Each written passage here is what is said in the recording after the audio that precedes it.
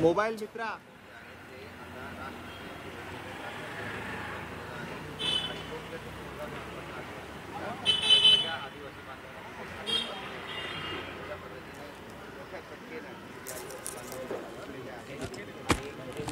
तर बिराड मोर्चेकरी मनसे अध्यक्ष राज ठाकरे यांच्या भेटीला पोहोचलेले होते आणि त्यांनी राज ठाकरे यांची भेट घेतलेली आहे। राज ठाकरे यांच्यासोबत त्यांनी संवाद देखील साधलेला आहे आणि आता हे बिराड मोर्चेकरी पत्रकारांशी देखील संवाद साधणार आहेत। नेमकं राज ठाकरेंसोबतच्या भेटीमध्ये नेमकं काय चर्चा झाली या संदर्भात ते सविस्तर सांगणार आहेत। Check audio check. आदिवासी विभागात काम करणारे शिक्षक कर्मचारी आपल्या विविध मागण्यांसाठी गेल्या 8 दिवसांपासून हे आंदोलन करतायत आणि आता हे आंदोलनकर्ते राज ठाकरे यांच्या भेटीसाठी इथे आलेले होते।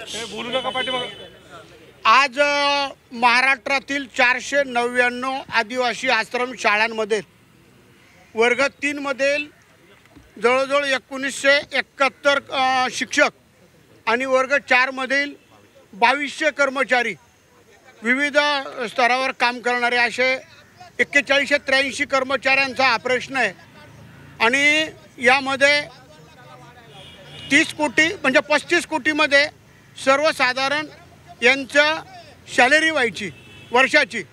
मात्र आता या कर्मचाऱ्यांना काढून टाकायचं आणि 85 कोटीची नवीन टेंडर काढून या गोरगरीब कर्मचाऱ्यांवर अन्याय करायचा असं महाराष्ट्रातील महायुती सरकारचं धोरण आहे।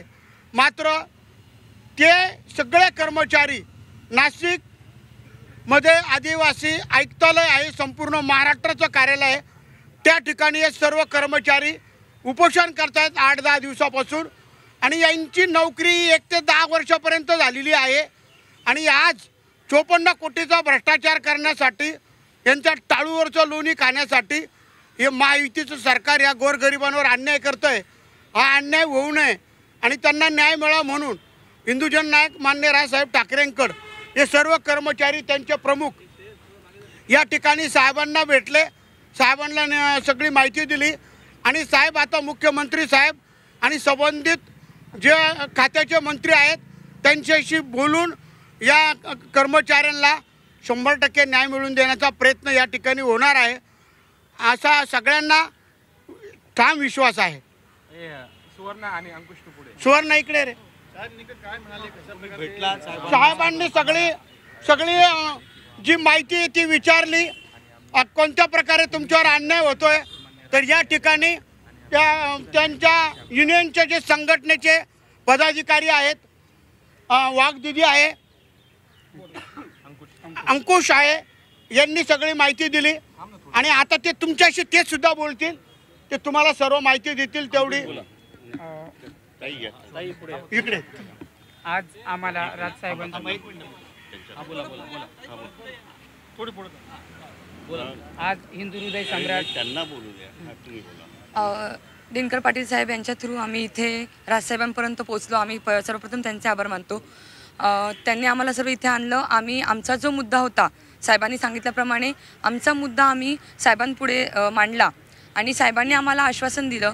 साहेबांनी आम्हाला सांगितलं की आता 2-3 दिवसानंतर मी CM साहेबांशी चर्चा करून तुम्हाला नक्कीच न्याय मिळवून देणार आणि म्हणजे आमचे जे आदिवासी मंत्री आहेत त्यांच्याशी पण आम्ही सविस्तर चर्चा करून CM साहेबांशी चर्चा करून आम्ही तुम्हाला नक्कीच यावरती न्याय मिळवून देऊ असं साहेबांनी आम्हाला आश्वासित केलं आहे। आणि मी नक्कीच साहेबांपुढे एक विनंती करते की साहेब, जसं तुम्ही सर्वांचे आहात तसे तुम्ही आमचे आहात आणि आम्हाला तुम्ही नक्कीच न्याय मिळवून देऊ म्हणून आम्ही आज तुमच्यापर्यंत पोहोचले आणि साहेबांचे मी मनापासून आमच्या महाराष्ट्र रोजंदारी संघटनेच्या वतीने सर्वांचे आभार मानते।